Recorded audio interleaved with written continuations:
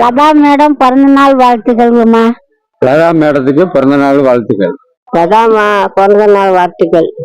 லதா மேடத்துக்கு பிறந்தநாள் நல்வாழ்த்துக்கள். லதா மேடத்துக்கு பிறந்தநாள் நல்வாழ்த்துக்கள்.